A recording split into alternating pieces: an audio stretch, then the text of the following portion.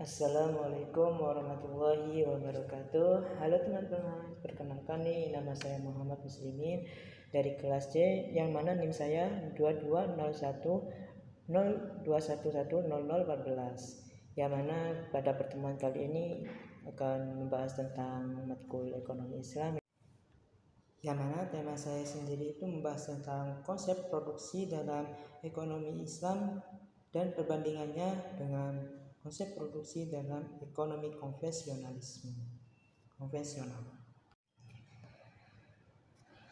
Nah, sebelumnya nih kita sudah membahas tentang ekonomi Islam itu sendiri. Apa sih itu ekonomi Islam? Banyak sudah kita mempelajarinya ini pada pertemuan kemarin. Ekonomi Islam itu sendiri itu banyak merujuk pada Al-Quran dan hadis dan keputusan yang sudah ditetapkan oleh para ulama. Dan tujuan dari pembelajaran tema ini kita akan bisa lebih tahu konsep produksi dalam ekonomi Islam itu sendiri dan perbandingannya dengan konsep produksi dalam sistem ekonomi lainnya. Nah, kita akan masuk pada kegiatan inti yang mana dalam kegiatan inti ini banyak menjelaskan tentang sistem produksi dalam ekonomi konvensional dan sistem produksi dalam ekonomi Islam itu sendiri. Yang mana dalam hal ini banyak perbedaannya baik dari tujuan, prinsip, dan dampak terhadap kesejahteraan pada masyarakat. Yang mana ekonomi konvensional itu sendiri terbagi menjadi dua, yaitu sistem ekonomi kapitalis dan sistem ekonomi sosialis. Selanjutnya kita akan membahas sistem produksi dalam ekonomi kapitalis, yang mana ada karakteristiknya. Yang pertama adalah kepemilikan pribadi atas alat produksi. Dalam kapitalisme ini, alat-alat produksi itu dimiliki oleh individu atau kelompok swasta dan tujuan utama produksinya itu untuk memaksimalkan keuntungan. Dan yang kedua, mekanisme pasar bebas, yang mana penentuan harga, jumlah produksi dan distribusi barang itu bergantung pada permintaan dan penawaran yang ada di pasar. Yang ketiga, efisiensi dan profitabilitasnya. Produksi dalam kapitalisme ini difokuskan pada efisiensi untuk mencapai keuntungan yang maksimal dan seringkali mengorbankan nilai-nilai etis seperti memeratakan distribusi kekayaan.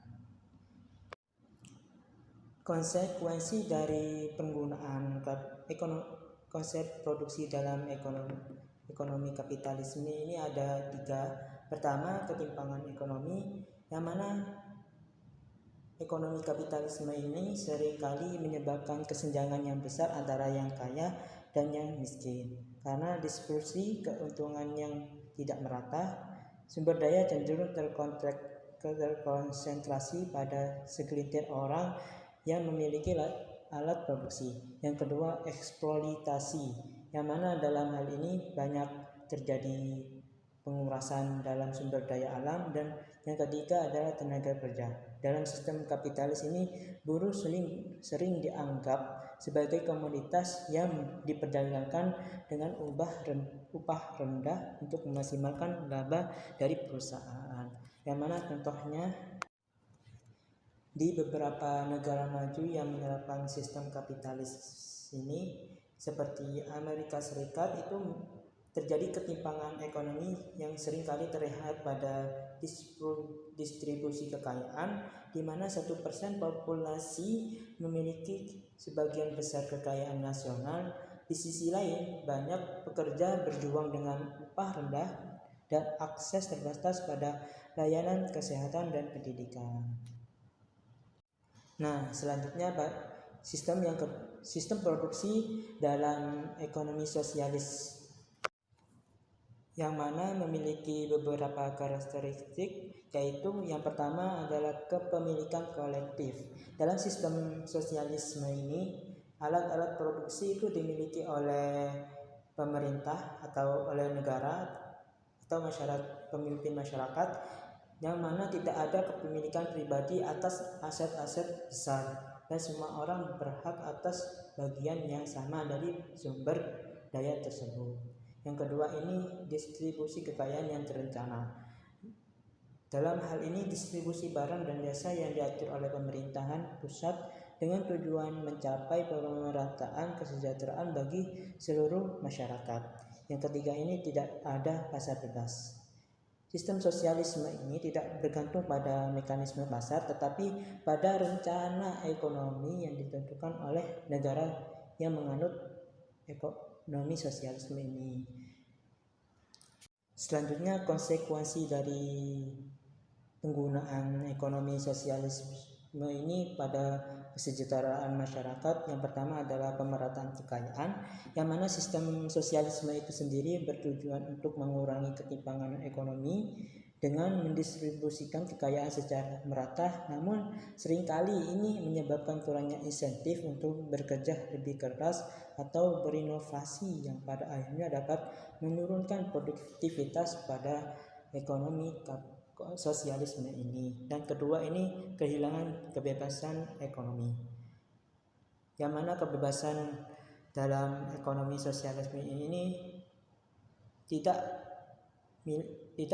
individu itu tidak memiliki kebebasan untuk memiliki alat produksi atau menciptakan usaha yang baru, yang mana akan dibatasi oleh para pemerintah yang dapat menghambat kreativitas dan inovasi dari negara yang menganut ekonomi sosialis ini.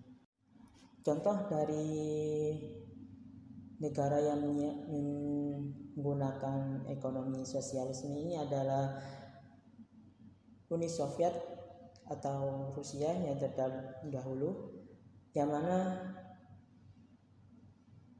memberikan akses yang sama kepada warga negara atau kebutuhan dasar seperti kesehatan dan pendidikan. Namun banyak warga ini mengeluh rendahnya kualitas barang dan layanan karena minimnya inovasi dan insentif dalam sistem tersebut. Nah, selanjutnya ini membahas tentang sistem produksi dalam ekonomi Islam yang memiliki 3 karakteristik. Yang pertama itu kepemilikan pribadi dan sosial, yang mana dalam ekonomi Islam ini mengakui hak kepemilikan pribadi atas alat-alat produksi, tetapi juga mendorong tanggung jawab sosial, yang mana pemerintah juga bisa memiliki hak pada alat-alat produksi. Hak milik dalam individu ini diakui, tetapi harus digunakan untuk kemaslahatan bersama. Islam juga mengakui kepemilikan umum atau atas sumber daya alam yang penting seperti air, tanah, sumber daya energi. Dan yang kedua, karakteristik kedua adalah larangan riba, gharar, dan maisir. Dalam sistem ekonomi Islam ini, aktivitas produksi ini harus bebas dari unsur-unsur yang dilarangkan yang disebutkan tadi, baik dari riba, bunga, gharar, ketidakpastian, dan maisir, perjudian. Yang mana prinsip ini memastikan bahwa produksi tidak bersifat spekulatif dan eksploitatif. Selanjutnya, karakter yang ketiga, prinsip keadilan dan kesejahteraan. Sistem produksi dalam ekonomi Islam ini berfokus pada distribusi yang adil dari hasil produksi dengan menjaga keseimbangan antara hak individu dan tanggung jawab sosial melalui instrumen seperti zakat, sedekah, wakaf, dan sebagainya. Konsekuensi penggunaan dari ekonomi Islam ini, konsep produksi dalam ekonomi Islam itu sendiri ada 2. Yang pertama, pemerataan kekayaan dengan tanggung jawab sosial. yang mana dalam Islam itu banyak menekankan pada keadilan distributif, di mana kekayaan tidak hanya terpusat pada individu atau kelompok tertentu, tetapi juga harus didistribusikan pada mereka yang membutuhkan, seperti zakat, yang mana setiap setahun itu akan kita yang memiliki usaha itu akan mengeluarkan uang untuk dari yang kita dapatkan dari usaha tersebut, yang mana dibagikan pada orang miskin, orang yang dibutuhkan. Yang kedua, ini ada produksi yang etis dan berkelanjutan, karena produksi dalam ekonomi Islam ini harus sesuai dengan prinsip halal dan thayyibah. Ini memastikan bahwa produksi yang dihasilkan itu produk yang dihasilkan itu tidak hanya bermanfaat bagi konsumen, tetapi juga tidak merusak lingkungan atau menimbulkan kerusakan sosialnya yang lain. Contoh negara yang menggunakan sistem ekonomi Islam ini adalah negara Malaysia, yang mana produksi barang dan jasa halal ini dipromosikan untuk memastikan keberlanjutan, keadilan, dan kesejahteraan masyarakat, yang mana sistem perbankan dan keuangan Islam yang melarang riba juga memastikan bahwa kegiatan produksi dan investasi tidak bersifat eksploitatif. Dan selanjutnya ini akan saya tampilkan gambaran dari perbandingan sistem produksi dalam kapitalisme, sosialisme, dan Islam itu sendiri, ya, ada di gambar di atas ini.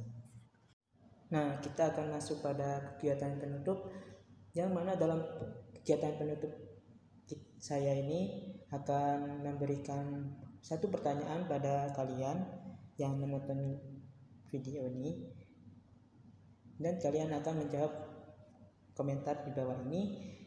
Apakah ekonomi Islam itu sudah berjalan di Indonesia? Kalau dijawab ya, tulis alasannya. Kalau tidak, tulis alasannya juga. Nah, begitulah pelajaran kita hari ini. Untuk pertemuan selanjutnya kita akan membahas konsep konsumsi dalam ekonomi Islam yang akan dijelaskan oleh teman saya, Pak Rizky Maulana.